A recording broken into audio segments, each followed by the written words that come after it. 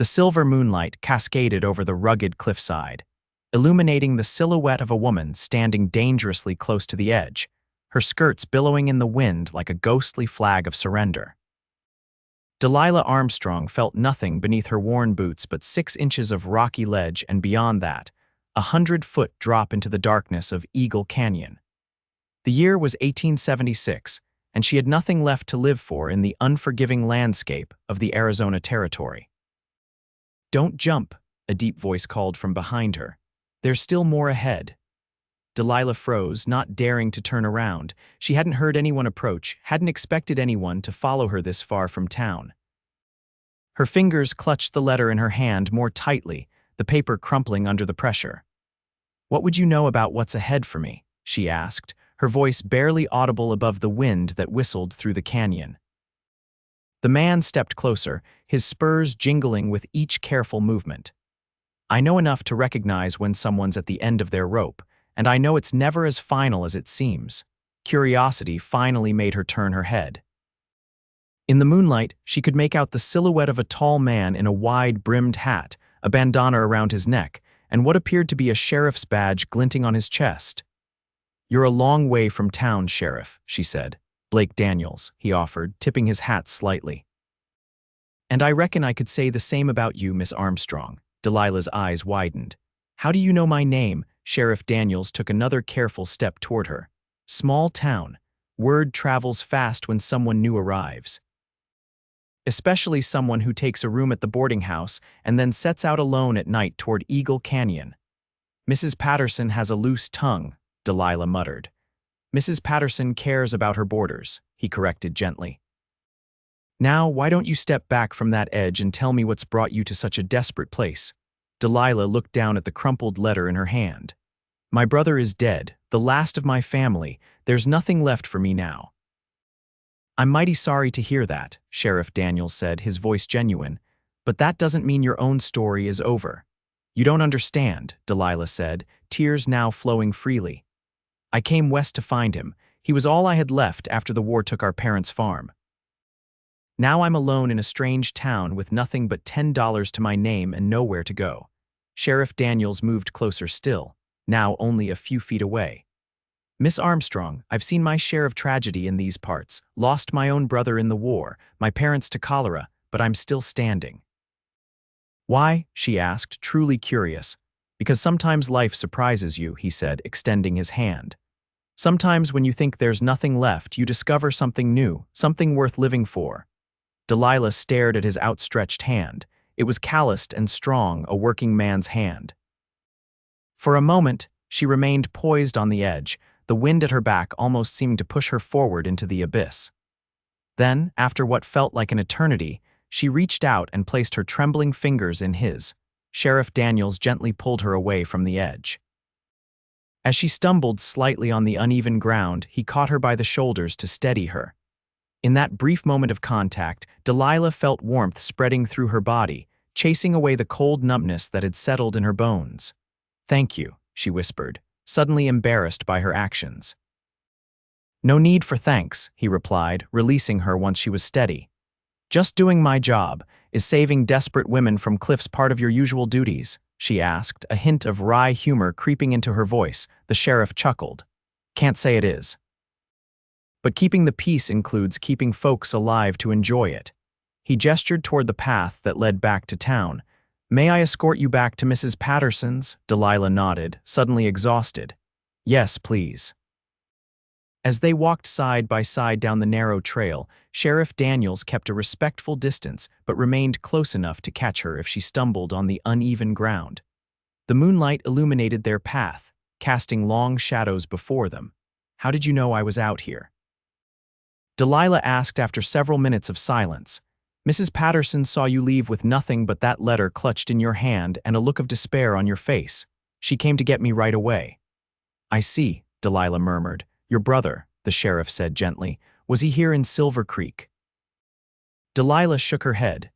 "No, he was in a mining camp further north, promised to send for me once he struck it rich." She laughed bitterly. "Instead, I got this letter from his partner saying he died in a tunnel collapse 3 months ago." Sheriff Daniels removed his hat briefly, running a hand through his dark hair. "The mines are dangerous places. I'm truly sorry for your loss. The letter said they buried him up there," Delilah continued, her voice hollow. "I don't even have a grave to visit." They walked in silence for a few more minutes before the sheriff spoke again. "Miss Armstrong, I know it's not my place, but might I make a suggestion?" "What is it?" "Silver Creek's schoolteacher left us last month, married a cattle baron from Texas. The town's been looking for someone to take her place." Delilah stopped walking. "And what makes you think I'd be qualified for such a position?" "The way you speak tells me you're educated," he said simply. "And the fact that you came all this way alone to find your brother tells me you've got grit. Those are two qualities this town respects." I did teach back in Pennsylvania," she admitted, "before everything fell apart." Sheriff Daniels nodded. "The town council meets tomorrow afternoon. I could put in a word if you'd like."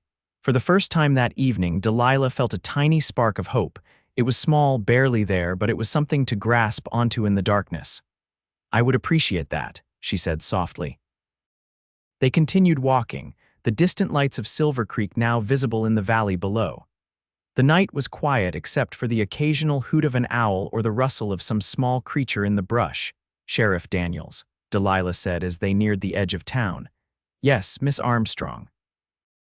"Thank you, not just for—" She gestured vaguely back toward the canyon, "but for giving me something to consider, a reason to see tomorrow." His expression softened in the moonlight. "Sometimes that's all we need, just a reason to see one more sunrise." As they approached Mrs. Patterson's boarding house, Delilah found herself reluctant for their walk to end. There was something comforting about this man's presence, something solid and reassuring. "Well, here we are," Sheriff Daniels said, stopping at the front gate. "Will you be all right now?" Delilah nodded. "I believe I will." "Good." He tipped his hat. "I'll see you at the town council meeting tomorrow, 2 o'clock at the town hall." As he turned to leave, Delilah called after him. "Sheriff," he looked back. "Yes. How do you do it? Find reasons to go on when you've lost everything?" Blake Daniels was quiet for a moment, considering her question. "I look for the small things first. A good cup of coffee, a beautiful sunrise, the satisfaction of helping someone who needs it." He smiled faintly. "Then after a while you start to notice the bigger things again. And one day, you realize you've built a new life, different from the old one, but worth living all the same." With those words, he tipped his hat once more and disappeared into the night, leaving Delilah standing at the gate with her thoughts, and, for the first time in days, a flicker of something that felt almost like hope.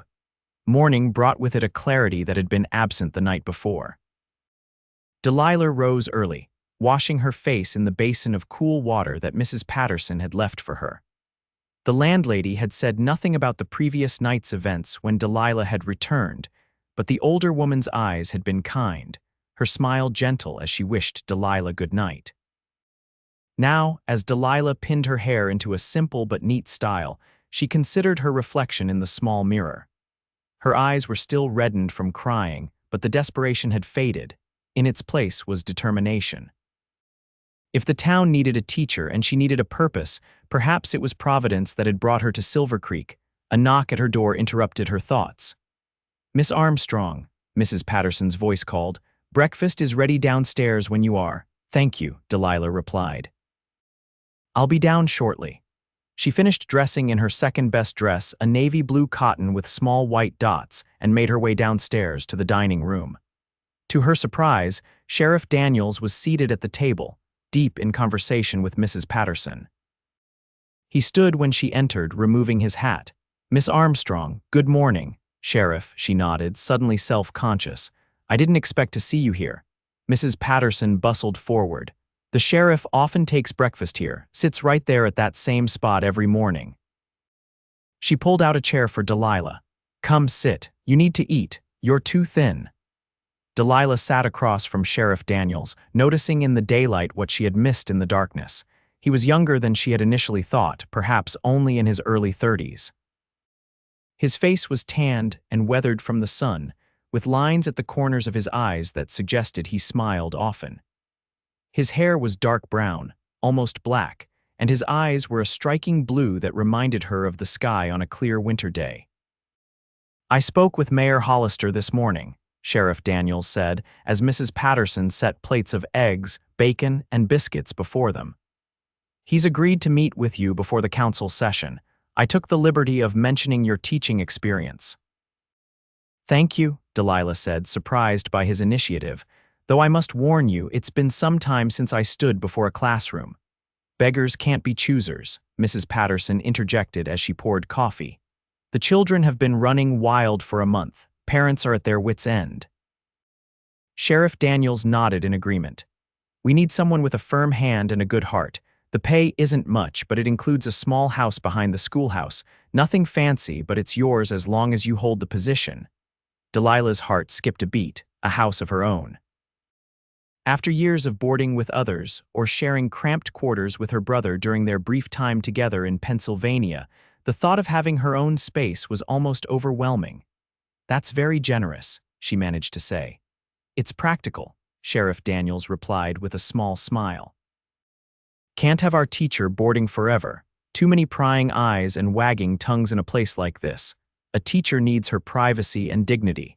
Mrs. Patterson swatted at him with her dish towel, as if there's anything wrong with my establishment. Nothing at all, Mrs. Patterson, he grinned. Best meals in the territory, but a woman deserves her own hearth. Delilah watched their easy banter with a growing sense of wonder. These people, virtual strangers, were going out of their way to help her. It was so different from the cold indifference she had encountered in the eastern cities after the war, when so many were struggling and no one had time for others' troubles. I don't know what to say, she admitted. Yesterday I thought my life was over, and today you're offering me a home and a purpose. Sheriff Daniels' expression grew serious.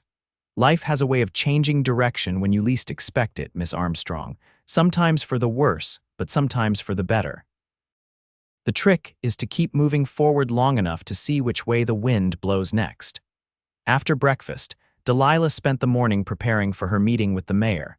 She rewrote her credentials from memory, having lost her official documentation in a stagecoach robbery 2 weeks prior. The theft had taken most of her money as well, leaving her with barely enough to reach Silver Creek. At 1:45, Sheriff Daniels returned to escort her to the town hall. As they walked down Silver Creek's Main Street, Delilah took in the frontier town properly for the first time. It was larger than she had initially thought, with a wide main street lined with various businesses. A general store, a bank, 2 saloons, a small hotel, and various other establishments suggested a prosperous community.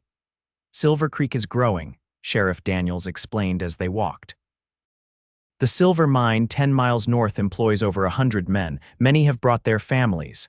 That's why the school is so important. How many children would I be teaching? Delilah asked. About 30, ranging from 6 to 16. Some only come when they can be spared from farm work or other duties. Delilah nodded. It was similar to the rural school where she had taught in Pennsylvania. And supplies, books. The town provides what it can. We have a small library of school books, nothing fancy, but the basics are covered. They reached the town hall, a 2-story building with a bell tower that also served as the courthouse. Inside, Mayor Hollister was waiting for them in his office. He was a portly man with an impressive mustache and friendly eyes. Miss Armstrong, he said, rising to greet her. Sheriff Daniels has spoken highly of you. He says you might be our salvation. Delilah shot a surprised glance at the sheriff, who merely smiled. I wouldn't put it quite that dramatically, but I am interested in the teaching position. The interview was straightforward. Mayor Hollister asked about her education, her teaching experience, and her methods of discipline. Delilah answered honestly, explaining her background and her belief in firm but fair treatment of students. Well, Miss Armstrong, the mayor said after nearly an hour of discussion, I believe you're exactly what this town needs. The council will need to vote, of course, but with my recommendation and Sheriff Daniels' endorsement, I don't foresee any objections. Relief washed over Delilah. Thank you, Mayor Hollister. I won't let you down. See that you don't, he replied, though his tone was kind. This town values its children. They're our future. Outside the town hall, Delilah turned to Sheriff Daniels with a smile that felt foreign on her face after so many days of despair. I don't know how to thank you. No need, he replied. The town needs a teacher. You need a position. It's a fair exchange. Still, you went above and beyond the call of duty. You could have simply escorted me back to town last night and washed your hands of the whole matter.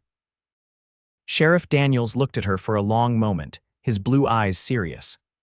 When I saw you on that cliff, Miss Armstrong, I recognized something in you. A strength that maybe you couldn't see yourself just then. It would have been a terrible waste to lose that strength to a moment of despair. His words touched something deep within her. You're a kind man, Sheriff Daniels. Blake, he said. If we're to be neighbors, you might as well call me Blake. Then you must call me Delilah, she replied. A small smile curved his lips. Delilah, he repeated, as if testing the sound of it. It suits you. They stood there for a moment, something unspoken passing between them before he cleared his throat. Would you like to see the schoolhouse and the teacher's cottage? Very much, Delilah agreed. They walked to the edge of town where a white clapboard building stood on a small rise. Behind it was a tiny cottage, hardly more than a cabin, but to Delilah's eyes it looked like a palace.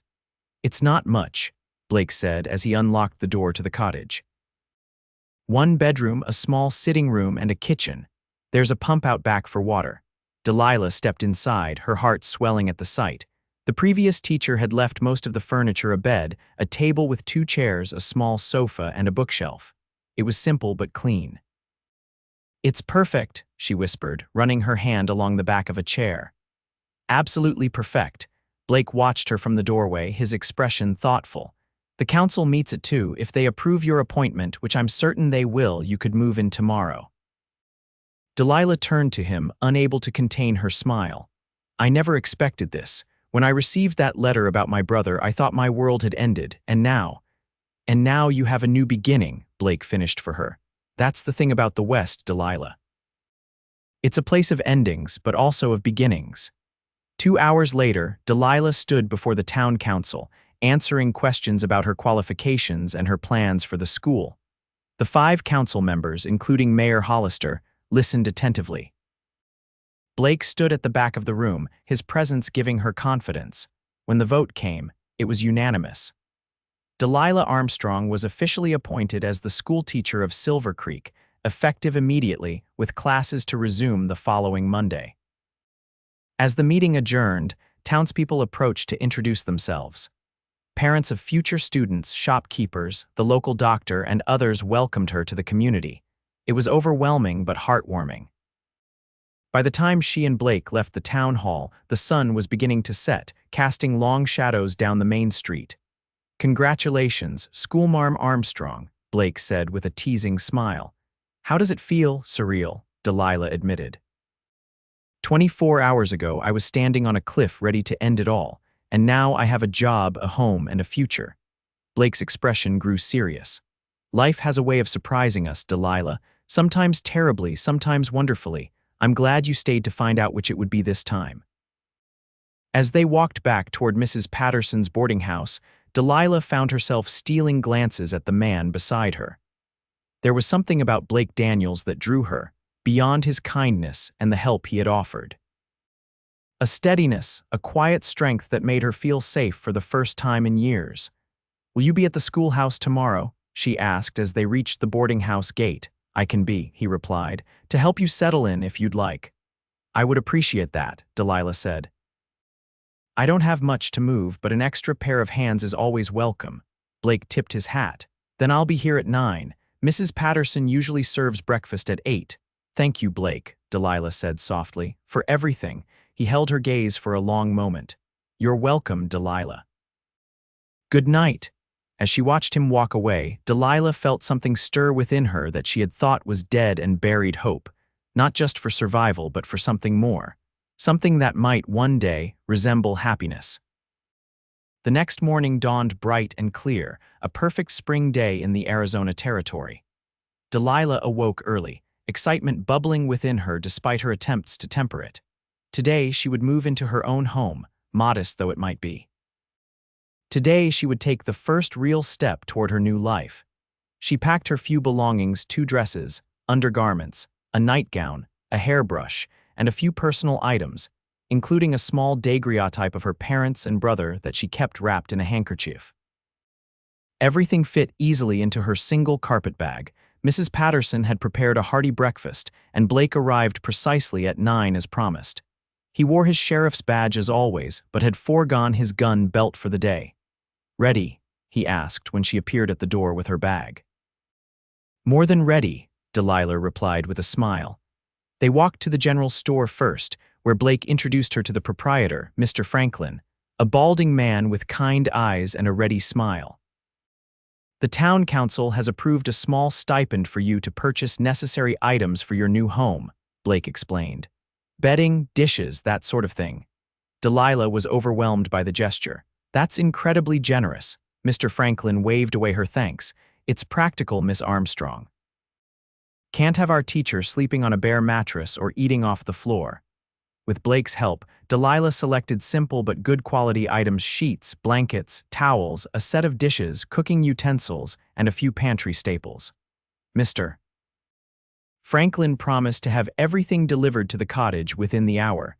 Their next stop was the schoolhouse, where Blake showed her the classroom, the small office, and the supply closet. The previous teacher had left behind lesson plans and a class roster, which would prove invaluable in the days ahead. "School begins on Monday," Blake said as they surveyed the room with its neat rows of desks. "That gives you 3 days to prepare." Delilah ran her hand along the teacher's desk at the front of the room. "I'll be ready." Finally, they walked to the cottage. As promised, Mr. Franklin's son was already there with a wagon, unloading the purchases from the store.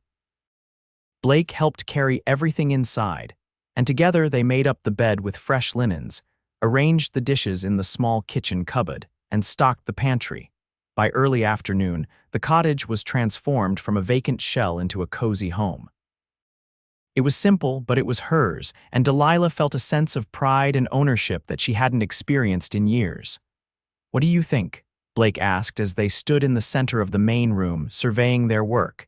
"It's perfect," Delilah said, turning in a slow circle. "Absolutely perfect." Blake smiled, and Delilah noticed how it reached his eyes, crinkling the corners. "You've done well, Delilah Armstrong. From the edge of despair to a new home in just 2 days. That's quite an accomplishment." "I couldn't have done it without you," she said softly. He shrugged, suddenly seeming almost shy. "Anyone would have done the same." "No," Delilah said firmly. "Not anyone. You saw someone in need and went beyond duty to help. That's rare, Blake Daniels, and it's appreciated more than you know." A slight flush colored his tan cheeks. "Well, I should probably get back to my duties. Town won't sheriff itself." "Of course," Delilah said, walking him to the door. "Thank you again for everything." At the threshold, Blake paused. "Some of the townspeople are gathering at the hotel dining room tomorrow evening. Nothing fancy, just a welcome dinner for you. Would you like to attend a dinner?" "For me." Delilah was taken aback. Blake nodded. "Silver Creek takes care of its own, and now that includes you." Emotion welled up in Delilah's throat. "I would be honored to attend." "Good," Blake said with a smile. "I'll come by at 6 to escort you." After he left, Delilah sat on her new sofa, looking around at her little home with wonder. For the first time in years, she felt a sense of belonging, of being part of something. It was a feeling she had forgotten could exist. That evening, as she prepared a simple meal for herself in her new kitchen, Delilah reflected on the remarkable turn her life had taken. 2 days ago, she had been ready to end it all, convinced that there was nothing left for her in this world. Now she had a home, a job, and perhaps even the beginnings of friendships. And then there was Blake Daniels. Delilah wasn't naive. She recognized the flutter in her chest when he smiled at her, the warmth that spread through her when their hands accidentally brushed as they arranged her new belongings. It had been years since she had felt such things, not since before the war when a young lieutenant had courted her briefly before marching off to his death at Gettysburg. But it was too soon for such thoughts. She barely knew Blake, and he had simply been doing his duty as sheriff, looking after a troubled newcomer to his town. The fact that he was handsome and kind didn't mean anything beyond that. Still, as she prepared for bed in her new home, Delilah found herself looking forward to the dinner the following evening more than she cared to admit. The next day, Delilah spent her time familiarizing herself with the schoolhouse and reviewing the materials left by the previous teacher. The class roster showed 28 students ranging in age from 6 to 16, though a note indicated that attendance was often irregular, particularly during planting and harvest seasons. She was arranging books on shelves when a knock at the schoolhouse door interrupted her work. Expecting it might be Blake, she was surprised to find a woman about her own age standing there, a basket in her arms. "Miss Armstrong, I'm Bethany Collins.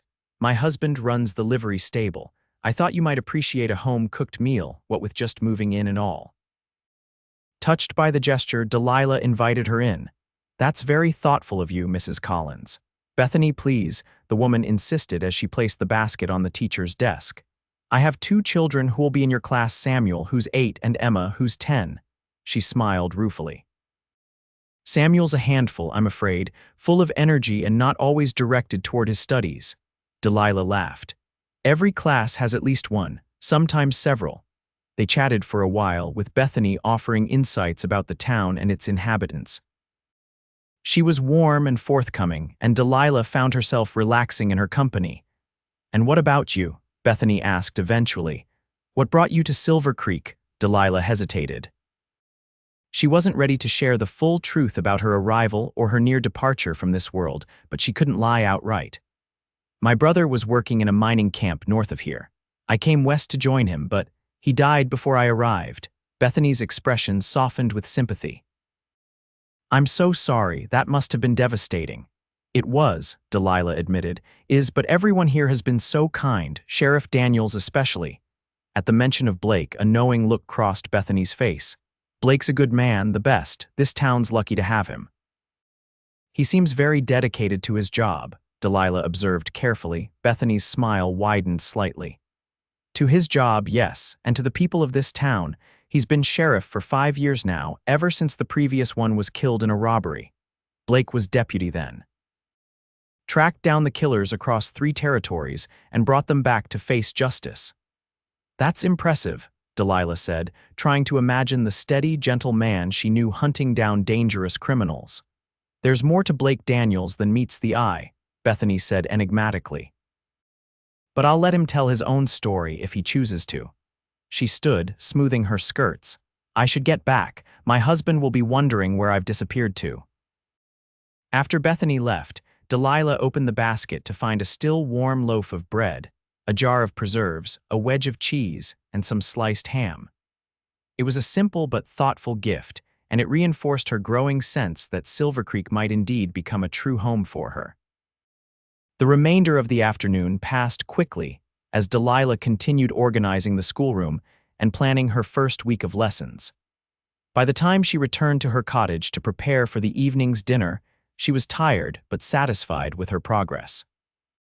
She washed in the basin, changed into her best dress, a forest green cotton with lace at the collar and cuffs, and arranged her hair in a more elaborate style than usual. Looking in the small mirror above her washstand, Delilah hardly recognized herself. The despair that had marked her features just days ago had been replaced by a cautious optimism that brightened her eyes and brought color to her cheeks. At precisely 6 o'clock, a knock sounded at her door. Blake stood on her small porch, hat in hand, wearing a clean shirt and what appeared to be his Sunday suit. His dark hair was neatly combed and he had trimmed his beard. "You look lovely," he said, his eyes widening slightly as he took in her appearance. Delilah felt a blush rise to her cheeks. "Thank you, you look quite handsome yourself." He offered his arm and she took it, feeling the solid strength of him through the fabric of his jacket. They walked together toward the hotel, the evening air pleasant around them. "I should warn you," Blake said as they approached the hotel, "the whole town's rather excited about having a new teacher. You might find yourself the center of attention tonight." "I'll try to bear up under the scrutiny," Delilah replied with a smile. The hotel dining room was already crowded when they arrived. It seemed as though half the town had turned out for the occasion. As they entered, a hush fell over the room, followed by a burst of applause that caught Delilah completely by surprise. Mayor Hollister stepped forward, beaming. "Miss Armstrong, welcome to your official introduction to Silver Creek." The next 2 hours were a whirlwind of introductions, conversations, and more hospitality than Delilah had experienced in years. Parents introduced their children, shopkeepers offered discounts, and everyone seemed genuinely pleased to have her in their community. Throughout it all, Blake remained by her side, a steady presence that anchored her in the sea of new faces and names. His hand occasionally touched her elbow to guide her, and each time that now familiar warmth spread through her. After dinner, as people began to disperse, Blake leaned close to her. "Would you like to step outside for some air? It's getting rather warm in here." Delilah nodded gratefully. "Yes, please." They slipped out onto the hotel's small veranda. The night was clear, stars scattered across the sky like diamonds on black velvet. The sounds of the gathering inside were muted, creating a small bubble of privacy around them. "How are you holding up?" Blake asked, his voice gentle. "It's overwhelming," Delilah admitted, "but in the best possible way. Everyone has been so welcoming." "Silver Creek's a good town with good people," Blake said. "Most of the time anyway, we have our share of troubles like anywhere." "And it falls to you to handle those troubles," Delilah observed. Blake shrugged. "It's my job, one I take seriously." "Bethany Collins mentioned you tracked down the men who killed the previous sheriff." A shadow crossed Blake's face. "Sheriff Tate, he was a good man. Taught me everything I know about wearing this badge. He didn't deserve to die the way he did." "I'm sorry," Delilah said softly. Blake was quiet for a moment, looking out at the darkened street. "We all have our ghosts, Delilah, our losses, you with your brother and parents. Me with Sheriff Tate and my own family. The trick is to keep them as memories, not chains." His words struck a chord within her. "That's what I was failing to do on that cliff," she said quietly. "I was letting my losses become chains." Blake turned to her, his blue eyes serious in the dim light from the hotel windows. "But you broke free. You took my hand and stepped back from the edge. That took courage. Or perhaps just a moment of clarity," Delilah replied. "A realization that my brother wouldn't have wanted me to follow him into death." "Whatever it was," Blake said, "I'm glad for it." They stood in comfortable silence for a while, the night sounds of the desert town surrounding them, distant piano music from one of the saloons, the occasional whinny of a horse, the soft murmur of conversations from inside the hotel. "May I ask you something personal?" Delilah said finally. "Of course. You mentioned losing your family. I know about your brother in the war, but you mentioned your parents too. What happened?" Blake leaned against the veranda railing. "Cholera swept through our town in Missouri when I was 20, took both my parents within a week of each other." His voice was steady, but Delilah could hear the old pain beneath the words. "My younger brother, Benjamin, survived. He was the one who later died in the war." "I'm so sorry," Delilah said, instinctively reaching out to touch his arm. "That's a terrible burden to bear." "It was a long time ago," Blake said. 12 years. The pain fades, though it never disappears entirely." "No," Delilah agreed softly, "it never does." Blake covered her hand with his own, the gesture both comforting and thrilling. "But we go on, we build new lives, find new purposes.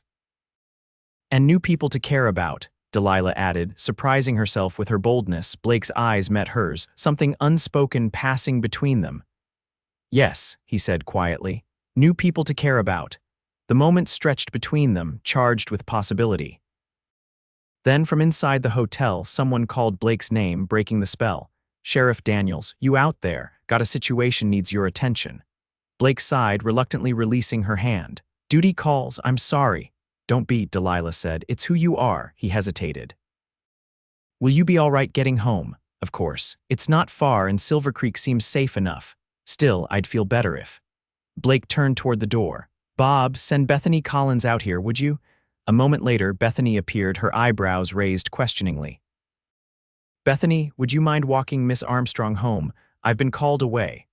"Not at all," Bethany said with a smile that suggested she understood more than was being said. "Ready, Delilah?" Blake touched his hat. "Thank you for your company this evening, Miss Armstrong. I hope we can continue our conversation another time." "I'd like that very much, Sheriff," Delilah replied, enjoying the way his eyes crinkled at her formal use of his title. As she and Bethany walked back toward her cottage, Delilah felt lighter than she had in years. The weight of grief that had pressed down on her for so long seemed to have lifted slightly, making room for new feelings: hope, belonging, and perhaps even the first stirrings of something more. The weekend passed quickly, as Delilah prepared for her first day of teaching. By Monday morning, she was ready but nervous as she stood at the door of the schoolhouse, greeting her students as they arrived. The children varied widely in age, dress, and demeanor. Some were clearly from the more prosperous families in town, while others wore patched clothing and arrived with dirty faces and hands. All, however, regarded her with the same mixture of curiosity and wariness that children reserve for new authority figures. To Delilah's surprise, Blake arrived just before the school bell rang, leading a young boy of about 10 by the shoulder. "Miss Armstrong," he said formally, though his eyes held a warmth that was becoming familiar, "this is Thomas Walker." He was considering spending the day fishing instead of attending school, but I persuaded him that education might be the wiser choice. The boy looked at his feet, clearly embarrassed to be delivered to school by the sheriff. "Thank you, Sheriff Daniels," Delilah replied, equally formal. "Thomas, you may take your seat. We're about to begin." As Thomas slunk to an empty desk, Blake tipped his hat to Delilah. "Good luck on your first day, Miss Armstrong." "Thank you," she said softly, "and thank you for ensuring all my students are present and accounted for." His smile was quick and private. "Just doing my job, madam." The first day was challenging but rewarding. Delilah quickly identified her most promising students and those who would require extra attention. By the time the final bell rang at 3 o'clock, she was exhausted but satisfied. As the children filed out, she was surprised to see Blake waiting across the street, leaning against a hitching post. When the last child had departed, he crossed to the schoolhouse. "How was your first day?" he asked, genuine interest in his voice. "Exhausting," Delilah admitted, "but good." "They're bright children, most of them. Even your truant Thomas," Blake chuckled. "Tom's a good kid. His father works at the mine and his mother died last winter. He's had to grow up too fast." "I noticed several children in similar situations," Delilah said. "The West is hard on families." "It can be," Blake agreed, "but it also offers opportunities that don't exist back east." He hesitated. "I was wondering if you might like to join me for supper at the hotel to celebrate your first day." Delilah felt a flutter of pleasure at the invitation. "I'd like that very much." "Good," Blake said, his relief evident. "Shall we say 6 o'clock? I have some duties to attend to first." 6 would be perfect," Delilah replied. "It will give me time to prepare tomorrow's lessons."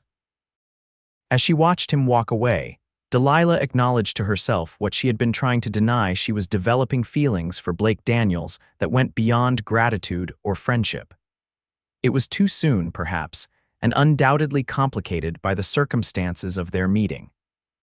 But the feeling was there nonetheless, growing stronger each time they met.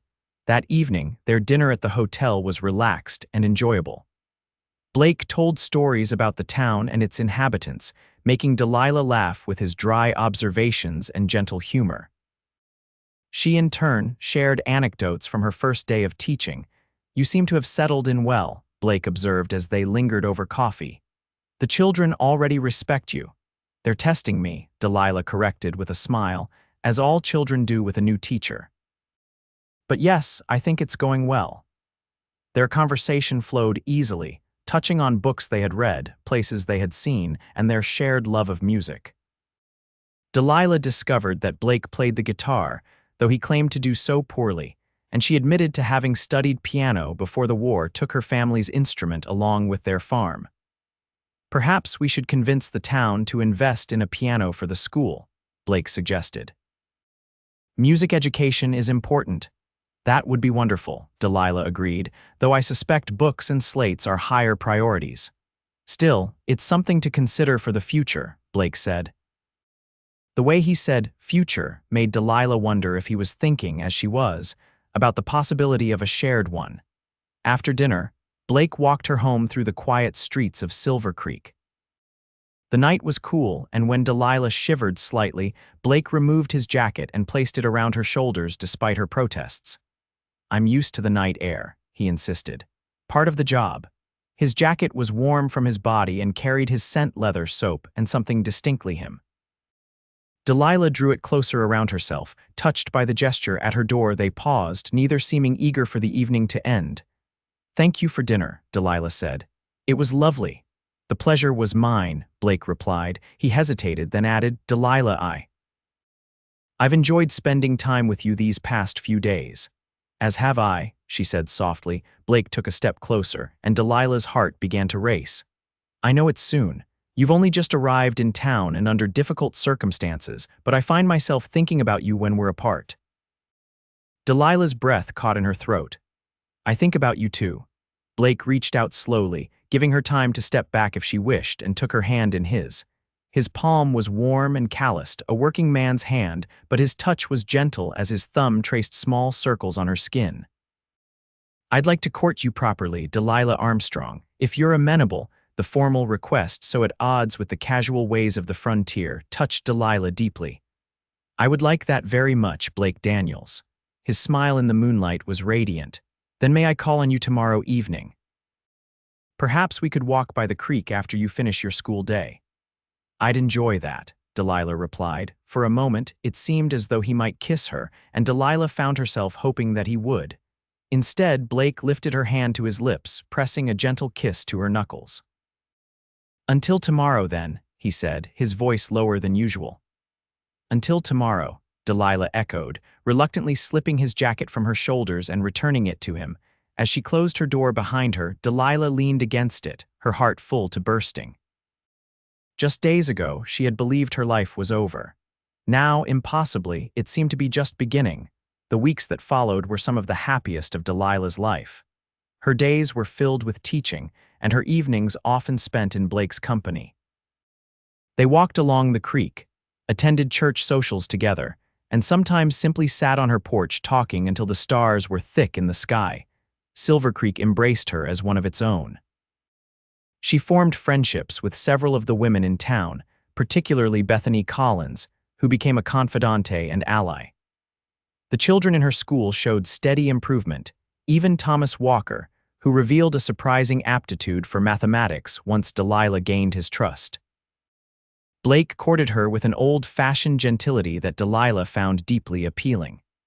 He brought her wildflowers, carved a beautiful wooden box for her desk at school, and once, memorably, arranged for the traveling photographer who visited town to take their picture together. The daguerreotype now sat in a frame on her mantel, a tangible reminder of their growing relationship. Their first kiss came on a warm evening in June, as they sat on a blanket by the creek watching fireflies rise from the grass. Blake had been telling her about his plans to build a proper house on a plot of land he owned at the edge of town. "The sheriff's office has rooms above it, but they're small and dark," he explained. "Not really suitable for—" He paused, color rising in his face. "For what?" Delilah prompted gently. Blake met her eyes. "For a family, someday." The word hung between them, full of promise and possibility. Delilah's heart quickened as Blake's hand came up to cup her cheek. "Delilah," he said softly, "I think I'm falling in love with you." "I think I'm falling in love with you too," she whispered back, the words both frightening and exhilarating to speak aloud. Blake leaned forward slowly, giving her time to pull away if she wished. Instead, Delilah closed the distance between them, pressing her lips to his in a kiss that began tentatively but quickly deepened into something more passionate. When they finally broke apart, both breathing harder than before, Blake rested his forehead against hers. "I've been wanting to do that for weeks," he admitted. "What took you so long?" Delilah teased, her heart soaring. Blake laughed, the sound rich and warm in the evening air. "I didn't want to rush you, after everything you've been through." Delilah placed her fingers against his lips, silencing him. "The past is the past. You taught me that, remember, on the cliff that night." Blake kissed her fingers, then moved them gently aside to kiss her lips again. "I remember every moment of that night, how brave you were to take my hand. To trust a stranger." "You weren't a stranger," Delilah said thoughtfully. "Not really. Something in me recognized something in you even then." As summer turned to fall, their relationship deepened. Blake began construction on his house, and Delilah often visited in the evenings to see the progress. It was to be a modest but comfortable home with 3 bedrooms for the future, as Blake said with a meaningful glance that made Delilah blush. The town watched their courtship with approving eyes. It was no secret that the sheriff and the schoolteacher had formed an attachment, and most people seemed pleased by the development. Even Mrs.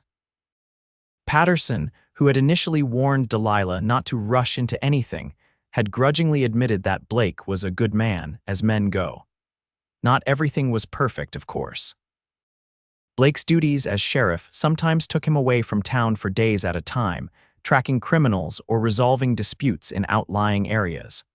During these absences, Delilah worried, knowing the dangers he faced, but she was learning to trust in his abilities and in God's protection. There were also occasional reminders of the grief they both carried. On the anniversary of her brother's death, Delilah visited the cliff where Blake had found her, not with thoughts of ending her life this time, but to remember and honor her brother's memory. Blake accompanied her, standing a respectful distance away as she scattered wildflowers into the canyon and said a prayer. Later, when she came to him with tears on her face, he held her close, offering the comfort of his presence without trying to minimize her grief. "It's all right to still feel the loss," he murmured into her hair. "It doesn't mean you're not healing." In October, as the aspens turned golden and the air grew crisp, Blake took Delilah on a picnic to a beautiful spot overlooking the valley. They ate the lunch he had packed: cold chicken, biscuits, and Bethany's apple preserves, and talked about their plans for the school's Christmas pageant. After they had finished eating, Blake seemed unusually quiet, almost nervous. Delilah was about to ask what was troubling him when he suddenly took her hand. "Delilah," he began, his voice more serious than she had ever heard it, "these past months with you have been the happiest of my life." Delilah's heart began to race. "Mine too," she said softly. "When I found you on that cliff," Blake continued, "I told you there was more ahead. I didn't know then that what was ahead for both of us was us." He took a deep breath. "I love you, Delilah Armstrong. I love your strength, your kindness, your determination. I love the way you teach with such passion, the way you've embraced this town and its people. I love everything about you." Tears welled in Delilah's eyes. "I love you too, Blake." He reached into his pocket and withdrew a small velvet box. "Then would you do me the extraordinary honor of becoming my wife?" Blake opened the box to reveal a delicate gold ring with a small but perfect diamond. Delilah gasped, her free hand flying to her mouth. "It was my mother's," Blake explained. "One of the few things I kept when I left Missouri." "It's beautiful," Delilah whispered, tears now flowing freely down her cheeks. "Is that a yes?" Blake asked, a hint of uncertainty in his voice. "Yes," Delilah said without hesitation. "Yes, Blake Daniels, I will marry you." His face broke into a radiant smile as he slipped the ring onto her finger. It fit perfectly, as if it had been made for her. Blake pulled her into his arms, kissing her with a passion that left her breathless. When they finally separated, Delilah looked down at the ring on her finger, still hardly able to believe it was real. "When?" she asked. "When shall we marry?" "As soon as possible," Blake replied fervently. "The house will be finished by Christmas. We could marry then if you're willing." "Christmas," Delilah repeated, loving the sound of it. "A Christmas wedding." They returned to town hand in hand, both glowing with happiness. News of their engagement spread quickly, and by evening it seemed the entire town knew. Congratulations poured in from all sides, along with offers to help with wedding preparations. As Delilah prepared for bed that night, she stood before her mirror, looking at her reflection. The woman who gazed back at her bore little resemblance to the desperate soul who had stood on the cliff edge 6 months ago. This woman had color in her cheeks, light in her eyes, and hope in her heart. "There's still more ahead," she whispered to herself, echoing Blake's words from that fateful night. How right he had been. How very right. The weeks leading up to the wedding were a whirlwind of activity. Between teaching, helping Blake finish the house, and wedding preparations, Delilah barely had a moment to herself, but she wouldn't have had it any other way. Each busy day was a reminder of how full her life had become, how blessed she was to have found not just Blake, but an entire community that had embraced her as one of their own. The house was completed 2 weeks before Christmas, a sturdy 2-story structure painted white with green shutters.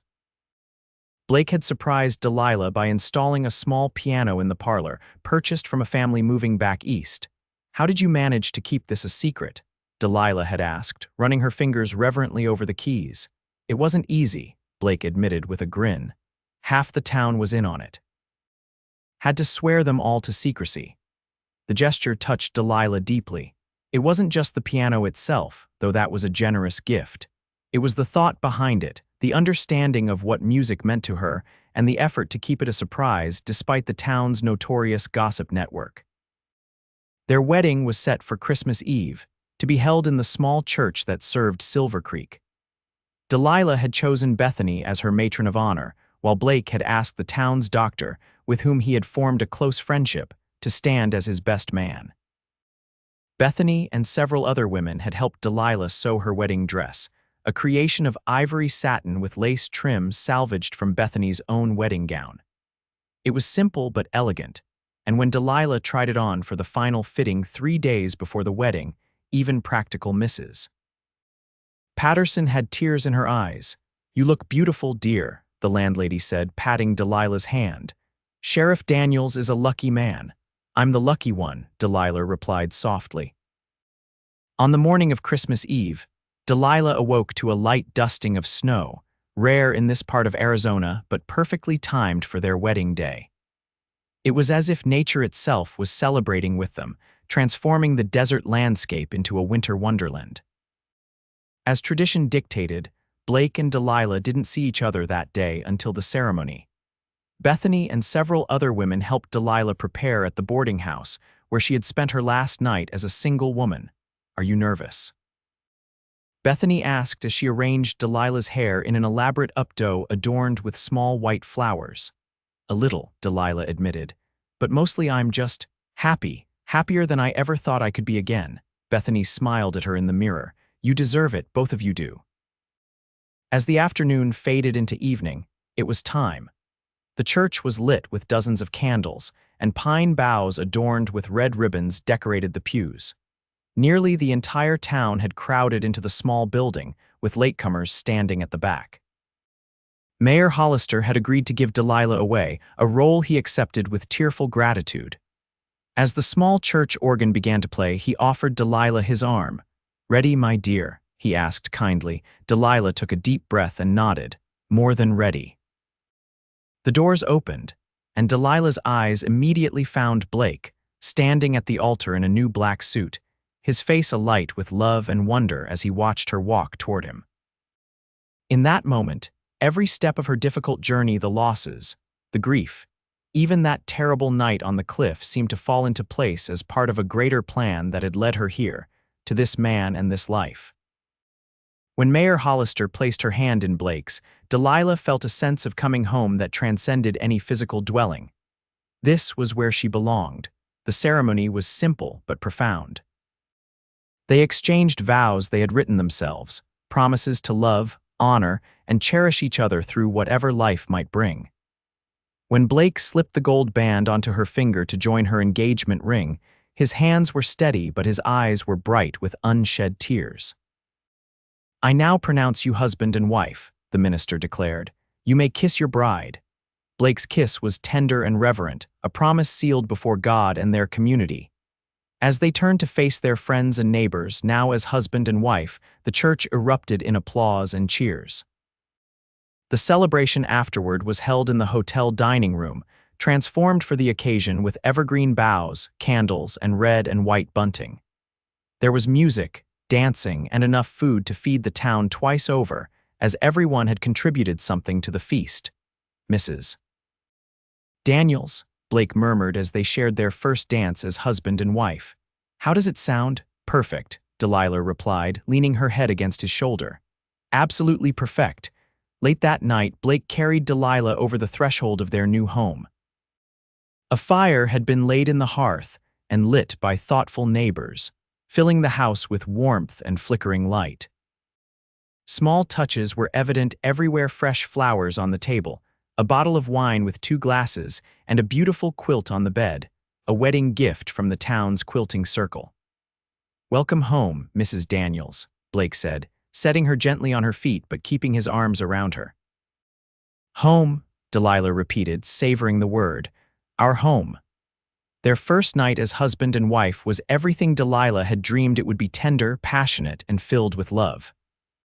As she lay in Blake's arms afterward, watching the firelight play across his face, Delilah was overwhelmed with gratitude.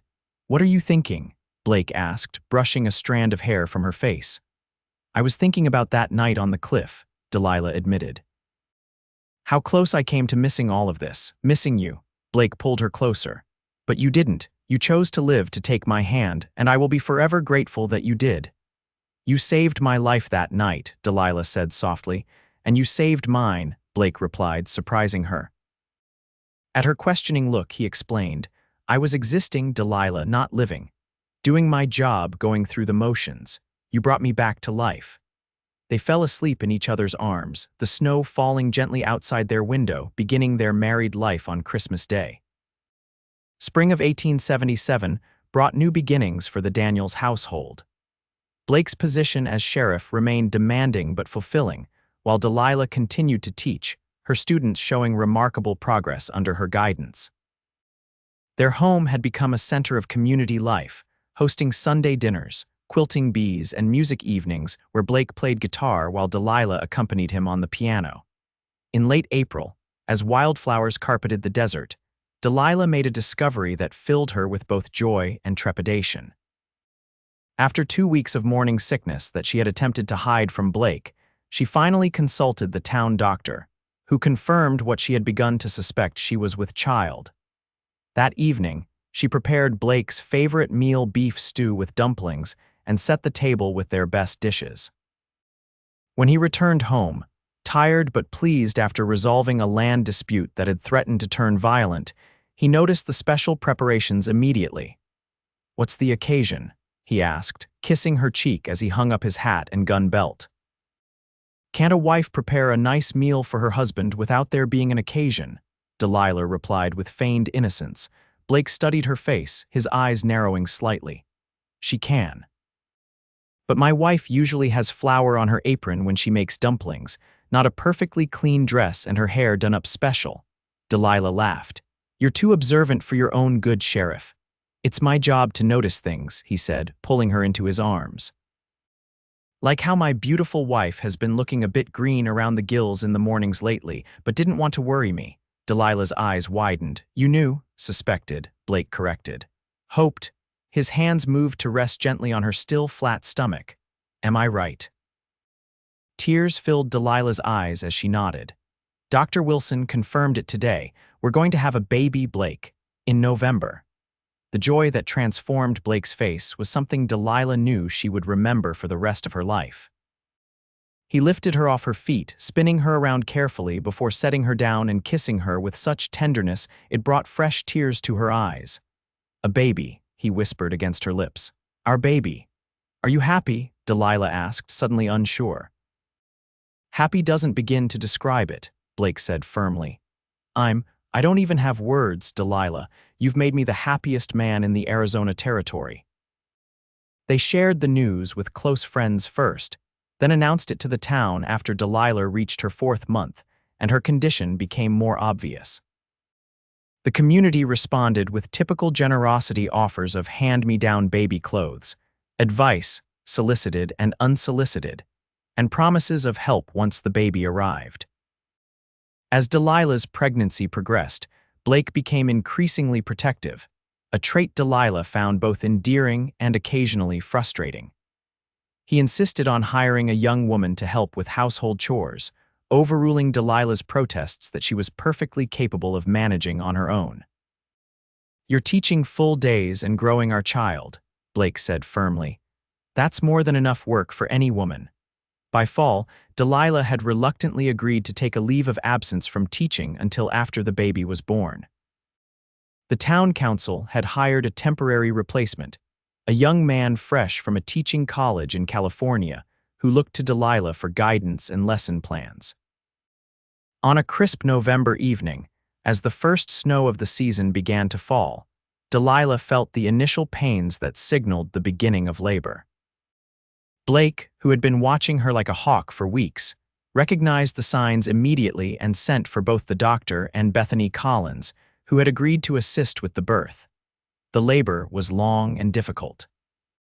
Through it all, Blake refused to leave Delilah's side, holding her hand, wiping her brow, and murmuring encouragements even when Dr. Wilson suggested he might be more comfortable waiting elsewhere. "My place is with my wife," Blake said firmly, and that was the end of that discussion. As dawn broke on the following day, Benjamin Daniel Daniels made his entrance into the world with a robust cry that brought tears to his father's eyes. Named for Blake's lost brother, the baby was healthy and strong, with a thatch of dark hair and eyes that, though newborn blue, promised to match his father's in time. "He's perfect," Blake whispered, cradling his son with a tenderness that made Delilah's heart swell. "Absolutely perfect." Exhausted but radiant, Delilah watched her husband and son together, overwhelmed by love for them both.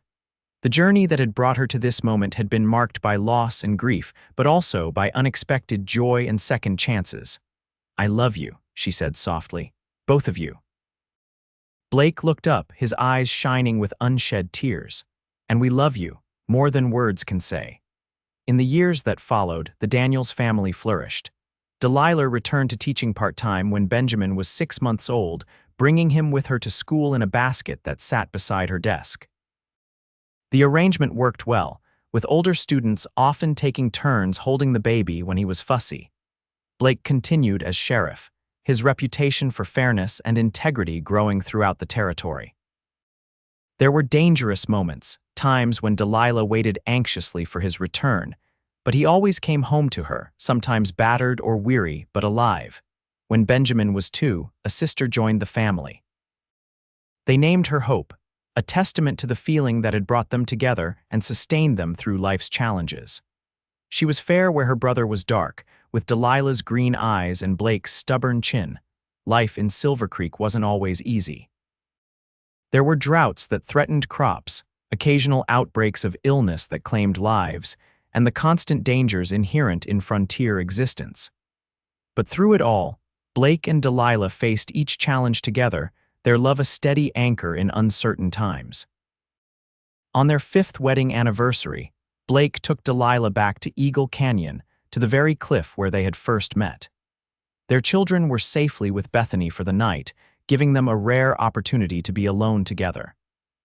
The day was clear and cold, the December sun casting long shadows across the canyon.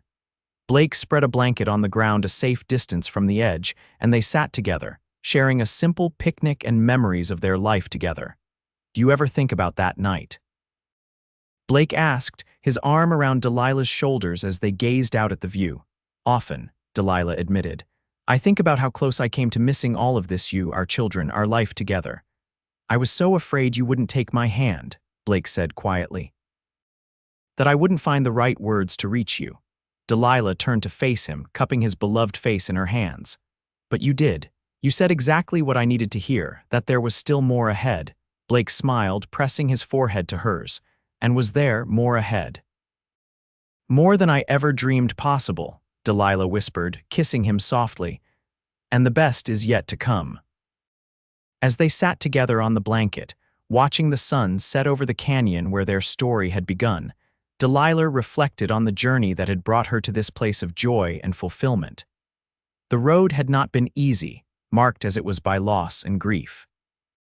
But it had led her here to this man, these children, this life that was more rich and meaningful than anything she could have imagined on that desperate night 6 years ago. "Thank you," she said softly. "For what?" Blake asked, his arms tightening around her. "For stopping me that night. For seeing something in me worth saving. For giving me a reason to see one more sunrise." Blake kissed her temple, his voice thick with emotion. "I should be thanking you, for taking my hand, for trusting me, for building this beautiful life with me." As darkness fell and stars began to appear in the vast Arizona sky, they gathered their things and headed home to their children, to the life they had created together. The cliff edge that had once represented the end now symbolized a beginning, the starting point of a journey that would continue, day by day, sunrise by sunrise, through all the years to come. "There's still more ahead," Blake whispered as they left the canyon behind, his hand warm and steady in hers. "Always more ahead. and Delilah, her heart full to overflowing with love and gratitude, knew that he was right.